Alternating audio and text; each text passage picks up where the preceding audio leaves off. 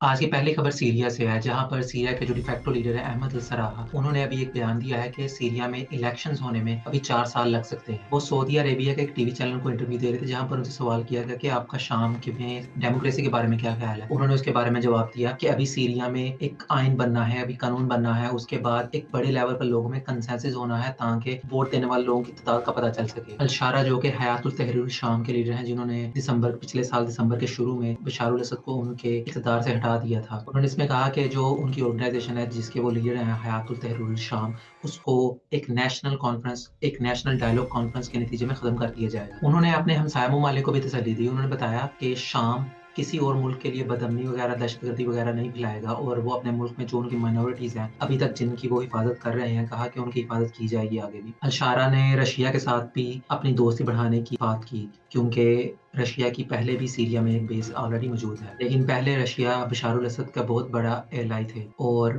बशार al Assad फरार होकर Russia ही गए हैं। और उन्होंने ये भी कहा कि जो यूएस ने सीरिया पर काफ़ी ज़्यादा सैंक्शंस लगाए हैं, वो भी जो यूएस की नई गवर्नमेंट आएगी, वो इस पाबंदियों को हटाएगी। उनका ये ख़्याल है कि अगले कुछ सालों में सीरिया में काफ़ी ज़्यादा तब्दीलियाँ आएँगी और सीरिया के लोग एक बहुत बड़ी तब्दीली देखेंगे। आज की जो दूसरी खबर वो एप्पल कंपनी के बारे में है। बहुत से लोगों के पास एप्पल मोबाइल फ़ोन है और वो सिरी जो वॉइस असिस्टेंट फीचर है, वो भी यूज़ करते होंगे। एप्पल ने अभी हाल ही में $95 मिलियन का सेटलमेंट किया है। उस पर इल्ज़ाम ये था कि उनका जो वॉइस असिस्टेंट है, सिरी, वो बगैर यूज़र की परमिशन के उसकी वॉइस रिकॉर्ड करता था। सिर्फ़ रिकॉर्ड नहीं कर रहा था, बल्कि उसमें ये बहुत बड़ा पॉइंट है कि वो थर्ड पार्टी जो कि जिनमें एडवर्टाइज़र्स वगैरह आ जाते हैं, जिनके एड्स लोग देखते हैं, उनके साथ भी शेयर की गई है वो। और इस सारी जो केस था, इसके अंदर जो डाटा देखा गया, वो 2014 से लेकर सितंबर 2014 से लेकर दिसंबर 2024 तक देखा गया। और जिन लोगों की ये जो विक्टिम है इसमें, जिनकी कन्वर्सेशंस वगैरह लीक हुई हैं, जिनकी कन्वर्सेशंस बगैर उनकी परमिशन के थर्ड पार्टीज़ को दी गई हैं, वो हर डिवाइस पर जिसकी कन्वर्सेशन लीक हुई है, उसके ऊपर $20 रिसीव कर सकते हैं। लेकिन एक इंसान ज़्यादा से ज़्यादा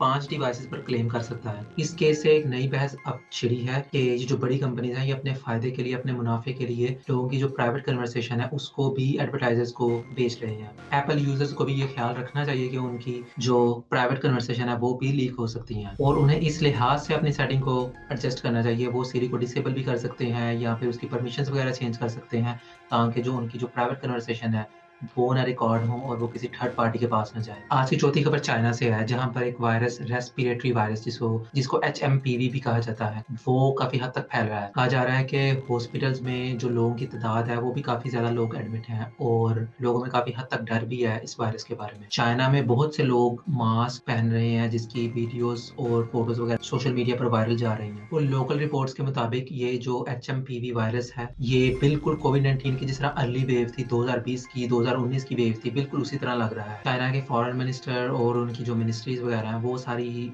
यही बात कह रही हैं कि ये वायरस पिछले साल काफ़ी हद तक ज़्यादा था, लेकिन अब इसकी शिद्दत कम है और ये हर सर्दियों में आता है ये वायरस। लेकिन एचएमपीवी है क्या? एचएमपीवी एक वायरस है जो कि आमतौर पर फ्लू और सर्दी की वजह से होता है। ये वायरस आमतौर पर इतना खतरनाक नहीं होता, लेकिन बाज़ औक़ात ये सीरियस कंडीशन में ले जाता है। ये ख़ास तौर पर उन लोगों को टारगेट करता है जो बच्चे, बूढ़े और जिन लोगों का इम्यून सिस्टम कमज़ोर है। एचएमपीवी के जो सिम्पटम्स होते हैं, उसमें खाँसी, बुखार और थकावट वगैरह शामिल है। हांगकांग में भी कुछ केसेज़ वहाँ पर रिपोर्ट हुए हैं एचएमपीवी के। आज की चौथी खबर मेक्सिको से है, जहाँ पर तकरीबन 1500 से ज़्यादा लोग इमिग्रेंट्स जो उनसे इल्लीगल इमिग्रेंट्स हैं, वो नॉर्थ ऑफ मेक्सिको से वो यूनाइटेड स्टेट्स की तरफ बढ़ रहे हैं। ज़्यादातर ये लोग वेनेज़ुएला से आए हैं, जहाँ पर इकोनॉमिक इंस्टेबिलिटी की वजह से ये लोग अब यूनाइटेड स्टेट्स की तरफ इल्लीगली मूव कर रहे हैं। ये जो इमिग्रेंट्स हैं, ये बड़ी तेज़ी से यूनाइटेड स्टेट्स की बॉर्डर की तरफ बढ़ रहे हैं, ताकि उन्हें खतरा है कि डोनाल्ड ट्रंप की अपॉइंटमेंट से पहले-पहले वो यूनाइटेड स्टेट्स के बॉर्डर के अंदर एंटर हो जाएँ। क्योंकि उन्हें डर है, बल्कि डोनाल्ड ट्रंप ने खुद कहा हुआ है कि वो जितने भी ये प्रोग्राम्स वगैरह हैं, जो बाइडेन एडमिनिस्ट्रेशन ने चालू किए थे, इसमें सीबीपी-1 है और प्रोग्राम्स हैं, जहाँ पर इल्लीगल इमिग्रेंट्स वगैरह को सहूलियत वगैरह दी जाती हैं, वो सारे प्रोग्राम्स वो बंद कर देंगे। डोनाल्ड ट्रंप ने ये पहले भी कहा था। इसकी एक और वजह ये है कि मेक्सिको में भी अब जो इमिग्रेंट्स हैं, इल्लीगल इमिग्रेंट्स हैं, उन पर ज़्यादा क्रैकडाउन हो रहा है और पिछले कुछ महीनों में सिर्फ मेक्सिको में 5 लाख से ज़्यादा इल्लीगल इमिग्रेंट्स को पकड़ा है और इसी वजह से ये लोग अब एक बड़े हजूम की सूरत में ये यूनाइटेड स्टेट्स की तरफ बढ़ रहे हैं। साउथ कोरिया में भी हालात काफ़ी तेज़ी से तब्दील हो रहे हैं। वहाँ की अदालत ने हुक्म दिया था कि वहाँ के जो पिछले प्रेज़िडेंट हैं, योन सुक उसको अरेस्ट किया जाए। लेकिन हज़ारों लोग जो सोल है, जो साउथ कोरिया का कैपिटल है, वहाँ पर लोग जो पिछले प्रेज़िडेंट थे उनके हक में और बहुत से लोग उनके मुखालफिन भी बहुत से उनके वो एहतजाज कर रहे हैं वहाँ पर। ये सब कुछ इसलिए हो रहा है क्योंकि पिछले मंथ ही यहाँ के ये जो प्रेज़िडेंट थे इन्होंने मार्शल लॉ लगाने की कोशिश की थी, जो फिर बड़े ड्रामेटिक सिचुएशन में नेशनल असेंबली ने फ़ौरन इसको कैंसल कर दिया था। अब ये जो पिछले प्रेज़िडेंट थे उन पर इल्ज़ाम ये है कि उन्होंने ताकत का गलत इस्तेमाल किया था और अब इनको अरेस्ट करने की भी कोशिश की जा रही है। लेकिन इस पिछले प्रेज़िडेंट की सिक्योरिटी और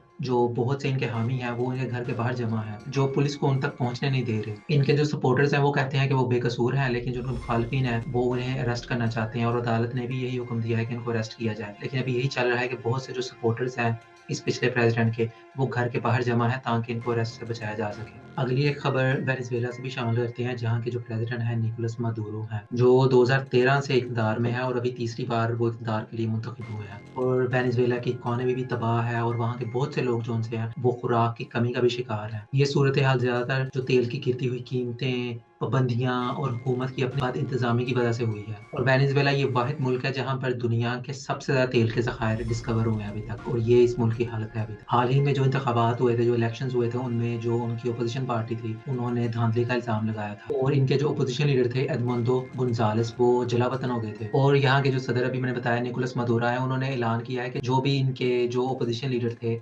गोंज़ालेस, उसकी लोकेशन या उसकी इन्फॉर्मेशन के बारे में बताएगा, उसको $1000 का इनाम दिया जाए। और जो वेनेज़ुएला की पुलिस है उन्होंने भी ट्विटर पर जो गोंज़ालेस हैं उनकी तस्वीर लगाकर ऊपर वांटेड का उन्होंने वहाँ पर ऐड लगा दिया है। गोंज़ालेस पिछले सितंबर में वो स्पेन भाग गए थे और वेनेज़ुएला की जो अथॉरिटीज़ वगैरह हैं इन्होंने उनके ऊपर बगावत जैसे इल्ज़ामात वगैरह भी लगाए थे। लेकिन अभी एक और खबर आई है कि वो अर्जेंटीना में, जो कि साउथ अमेरिका का एक और मुल्क है, वहाँ पर मौजूद है। आखिरी खबर रशिया और अज़रबैजान से शामिल करते हैं। रशिया और अज़रबैजान के दरमियान हालात काफ़ी तेज़ी से चेंज हो रहे हैं पिछले कुछ दिनों में। पिछले महीने क्रिसमस डे के दिन 25 दिसंबर को एक प्लेन क्रैश हुआ था अज़रबैजान एयरलाइन का और इसमें 38 लोगों की जान चली गई थी। प्लेन रशिया की तरफ जा रहा था, लेकिन यहाँ पर एक शक है कि रशिया की तरफ से इस पर एक एयर मिसाइल फायर किया गया है। क्रैश के बाद प्लेन जो था वो काज़ाकिस्तान में क्रैश किया गया और सिर्फ इसमें से 29 लोग बच सके। मसला ये है कि रशिया ने इस प्लेन को अपने एरिया में लैंड करने की भी परमिशन नहीं दी। इसी वजह से अज़रबैजान के लोगों में काफ़ी ज़्यादा गुस्सा है। अज़रबैजान के जो सदर हैं उन्होंने कहा है कि रशिया को इसकी ज़िम्मेदारी लेनी चाहिए और लोगों को कंपनसेशन देनी चाहिए, और प्यूटन ने इसकी ज़िम्मेदारी लेने से इनकार कर दिया है और सिर्फ हल्की-फुल्की अपॉलजी वगैरह की है अभी तक। इसी वजह से अज़रबैजान के लोग बहुत गुस्से में हैं, जिसकी वजह से अज़रबैजान के जो प्रेज़िडेंट हैं उन पर बहुत प्रेशर भी है। एक रिपोर्ट के मुताबिक अगर इस प्लेन को रशिया में लैंड करने की इजाज़त दे देते